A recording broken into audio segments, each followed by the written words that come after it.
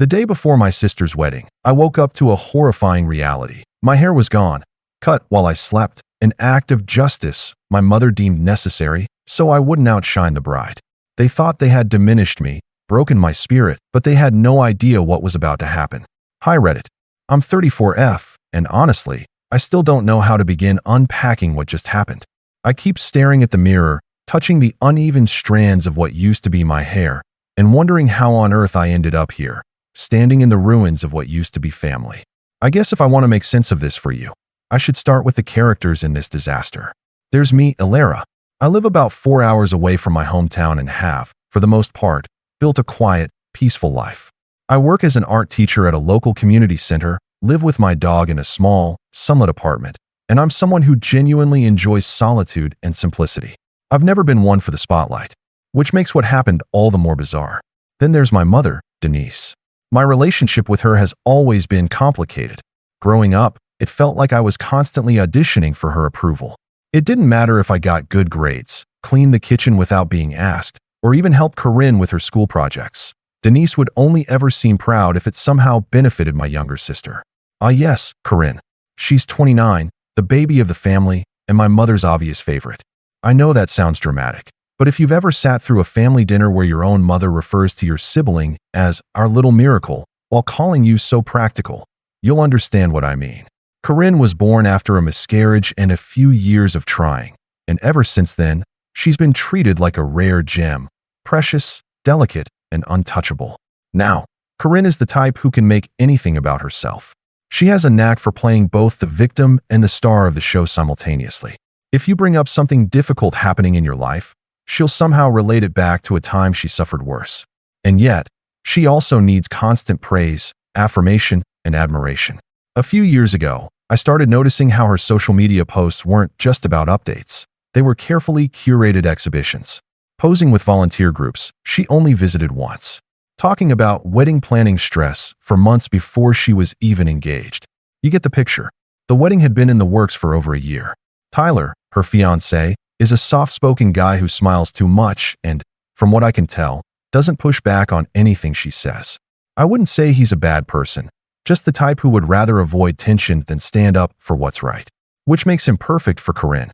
I was invited to be a bridesmaid, though I suspect it was more out of obligation than genuine desire. The message came from Mom. Corinne wants you in the wedding. You'll wear blush, nothing flashy, hair up. We'll book a stylist. That last part stuck with me. We'll book a stylist. As if I couldn't be trusted to show up looking appropriate. Still, I said yes. I thought, be gracious. Show up, smile, and go home. I didn't want to stir the pot. I told myself it wasn't worth the argument. I arrived at the family home 3 days before the wedding, suitcase in hand, dress still in its plastic cover. My room was the same one I used to sleep in as a teenager, only now it felt smaller, like the walls were holding in years of tension. The house was bustling, Mom darting from one task to the next, Corinne on speakerphone with the caterer, classical music playing somewhere in the background.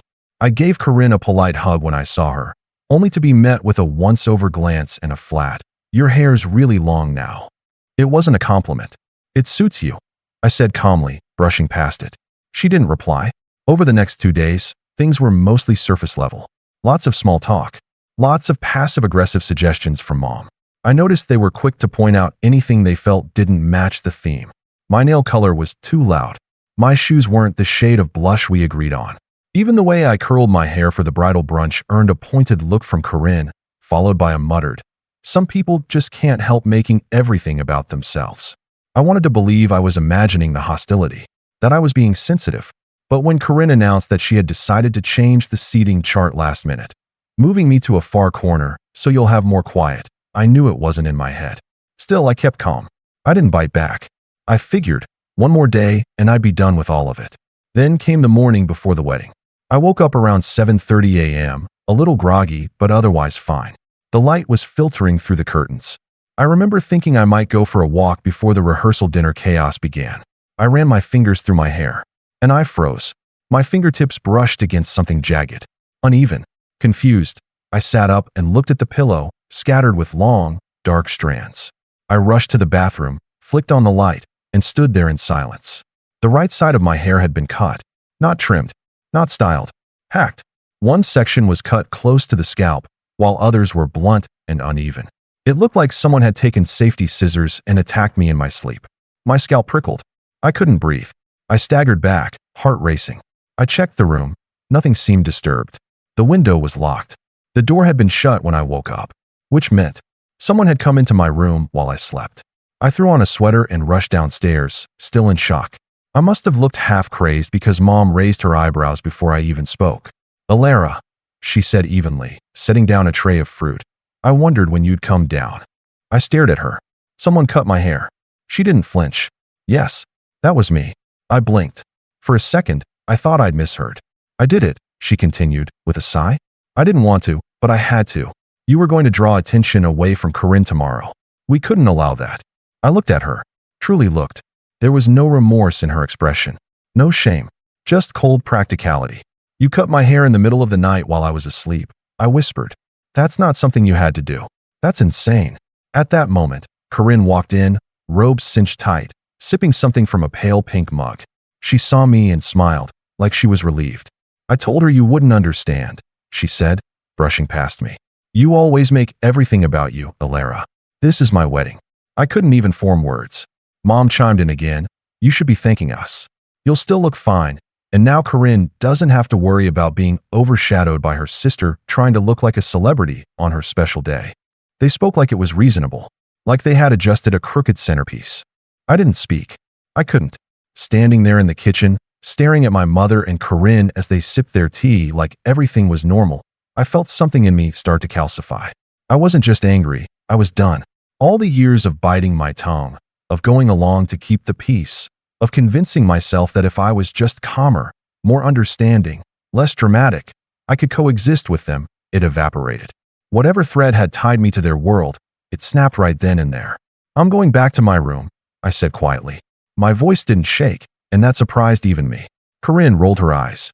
"You're not going to make a scene, are you? It's one bad haircut. You'll still be in the pictures, just maybe from the left side." Mom added, "I left a clip on your dresser.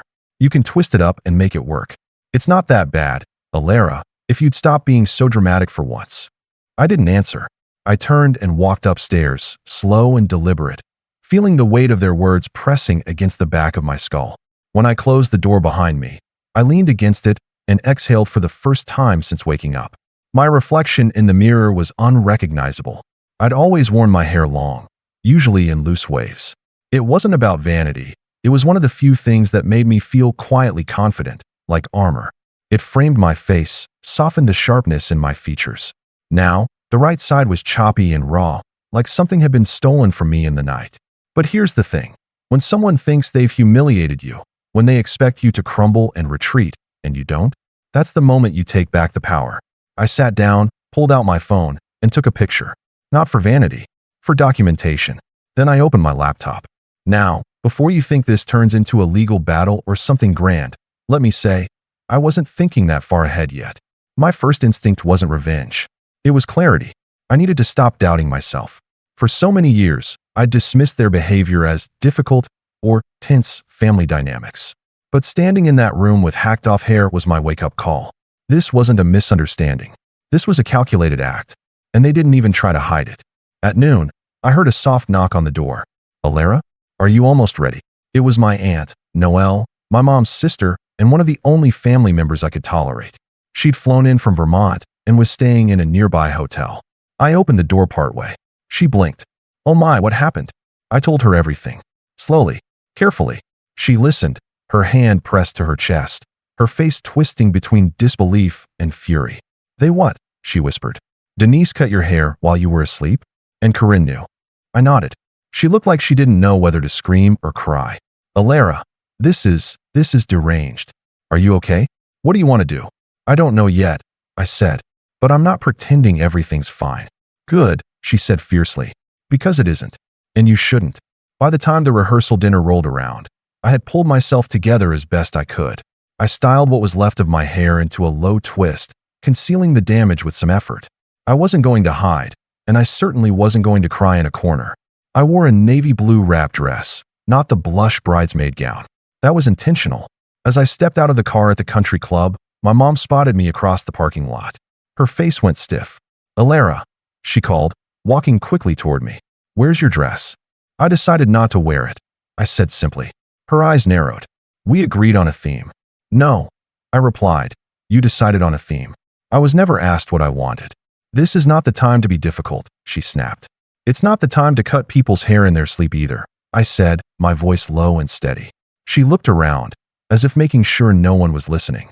You're blowing this out of proportion. You're not the victim here. I smiled.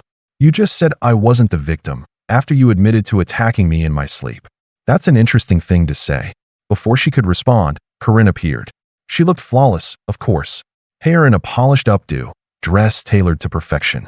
But there was something in her eyes, something wary. Like she'd expected me to disappear quietly and was now unsure what I was planning. I see you're still coming, even though you look like a backup dancer from a school play, she said, trying for a laugh. I turned to her slowly. You know what's funny? I used to feel bad for you. I thought maybe all this need for attention came from a place of insecurity. But now, I think you're just cruel. Her smile faltered. I walked past them and into the venue. The dinner itself was a strained affair. There were speeches, laughter, toasts. But there was tension, too. People noticed I wasn't sitting at the bridal party table. No one said anything directly, but I caught glances. One of Tyler's cousins leaned over and whispered, You okay? You seem off. I just smiled and said, Everything's just starting to make sense. It was Noelle who finally broke the illusion. She stood up toward the end of the meal, clinking her glass politely. I'm not one for long speeches, she began. But I just want to say how proud I am of my niece Alara. I've watched her grow into a gracious, thoughtful woman who handles things with more patience than most people ever could. She paused. And I hope, truly, that the rest of the family sees that patience for what it is, not weakness, but strength. Because when people cross lines and act out of cruelty, it's easy to stay silent. Much harder to stay composed. Alara, you are more poised than I could ever be. You could hear a fork drop. Mom's eyes flashed. Corinne's jaw tightened. Noelle sat down without another word. It was subtle, but effective. People began murmuring. Glancing my way, someone finally asked what she meant, and I simply smiled and said, You'll know soon enough. I stayed for the rest of the dinner. I smiled. I thanked the staff. I even posed for a few group photos. The morning of the wedding arrived with a strange calm. I woke up earlier than usual, not out of anxiety, but clarity. I took a long shower, letting the water run over the jagged, uneven cut that still crowned the right side of my head. By now, I'd given up trying to fix it. I wore it like a badge. It wasn't just bad hair, it was evidence.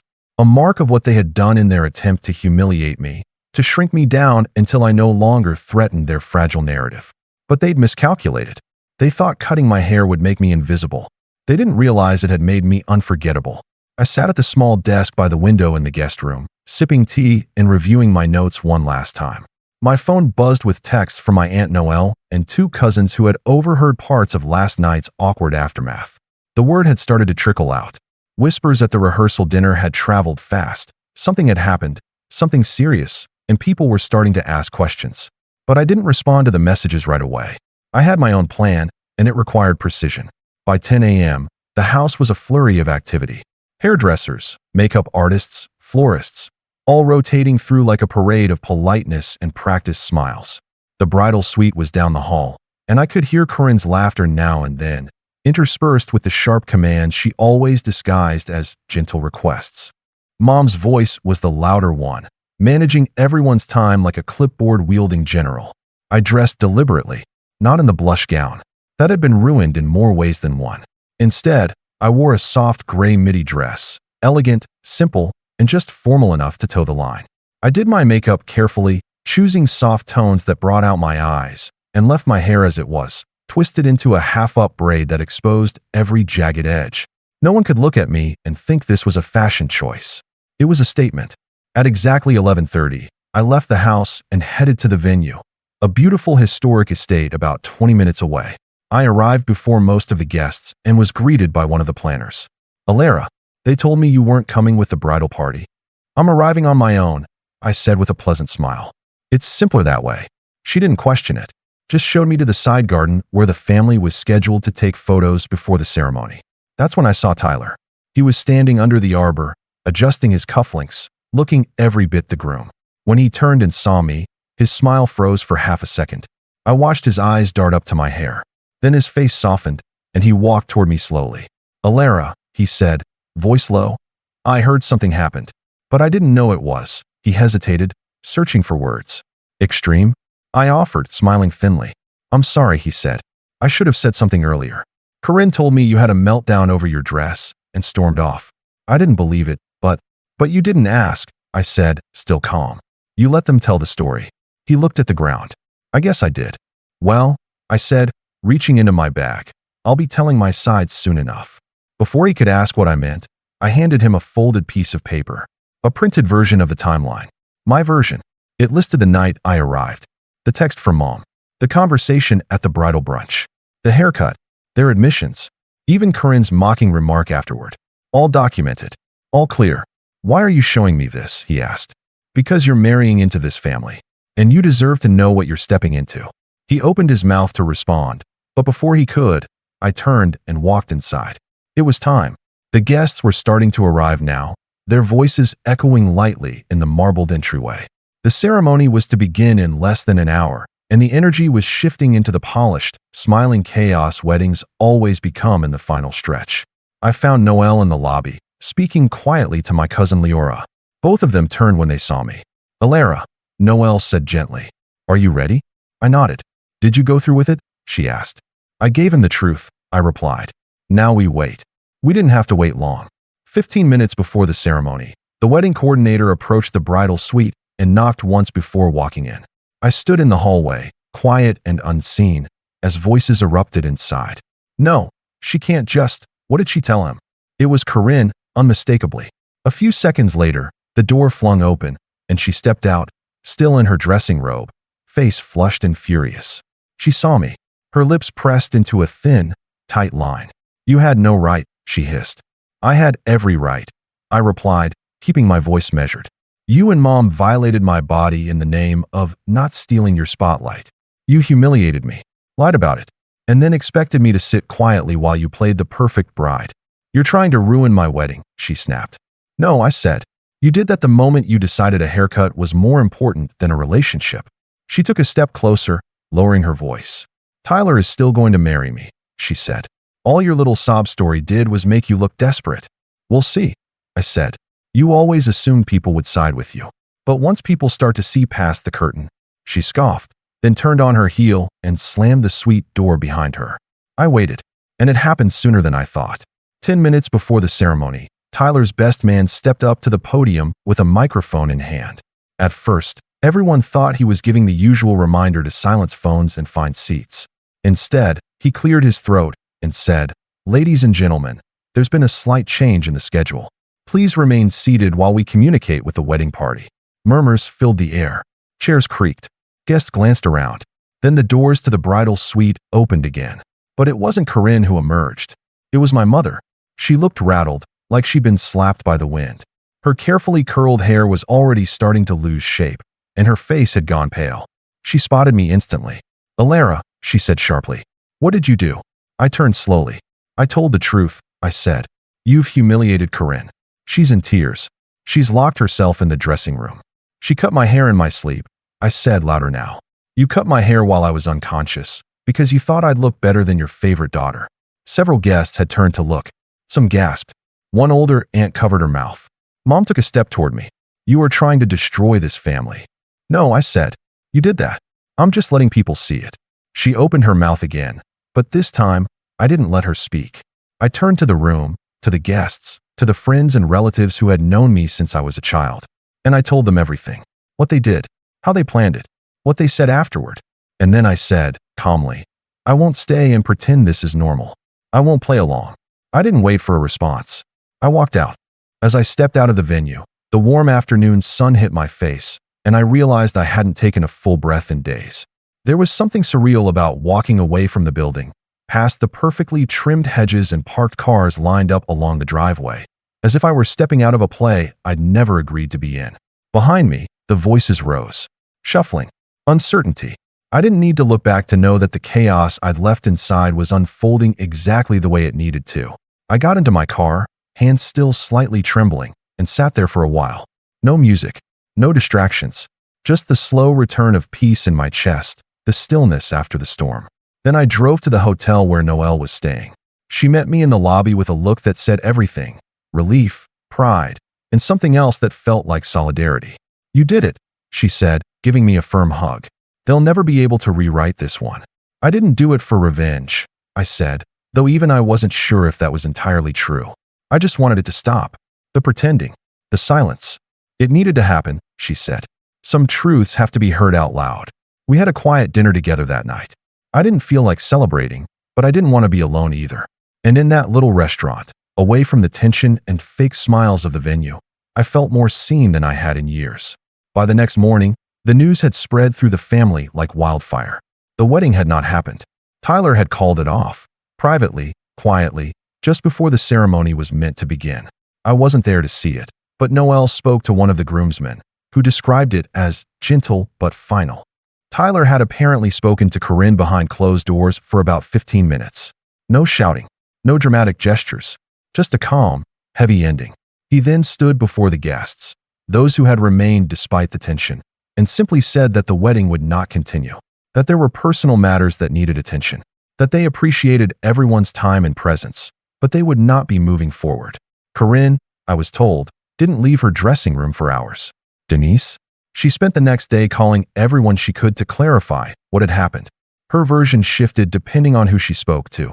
First it was a misunderstanding, then a breakdown, and eventually, when those didn't stick, she reverted to blaming me entirely. Apparently, she tried to tell people I sabotaged the event out of jealousy, that I had always been bitter about Corinne's engagement. But it was too late. Enough people had heard what really happened, either from me, Noelle, or the handful of guests who had witnessed our exchange in the hallway. And it turns out people aren't as gullible as my mother thought. 3 days after the canceled wedding, I returned home. I didn't take calls.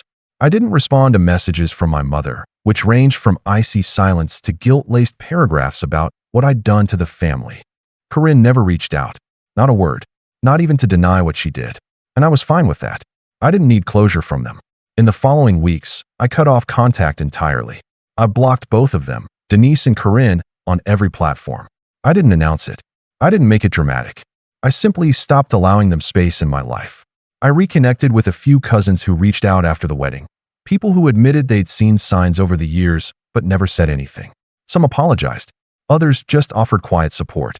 And that was enough. I also decided to document everything formally. No lawsuits or police reports. I didn't want to drag this into a court.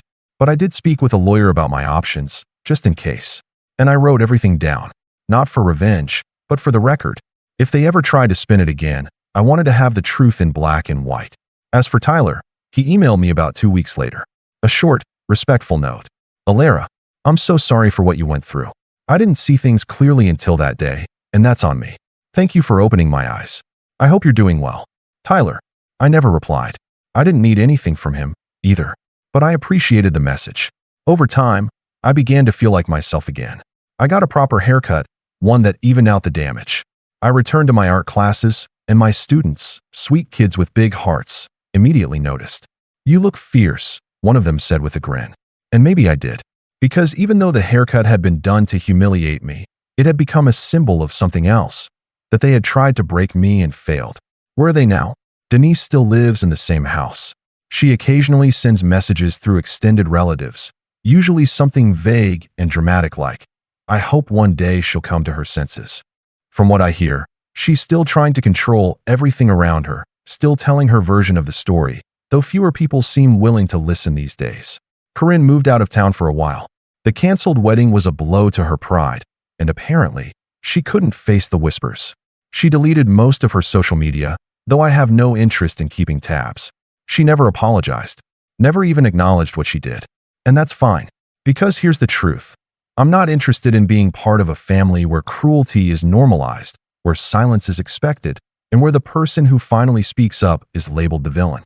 I've built a new kind of family now, friends who listen, relatives who understand, people who choose kindness over control. And I've learned that sometimes, walking away isn't giving up. It's growing up. So no, I don't forgive them. Not because I'm bitter, but because some things need to stay broken to protect the parts of you they tried to destroy. And in breaking away, I finally became whole. Thanks for watching. Share your thoughts in the comments. If you like this story, don't forget to like and subscribe for more content like this.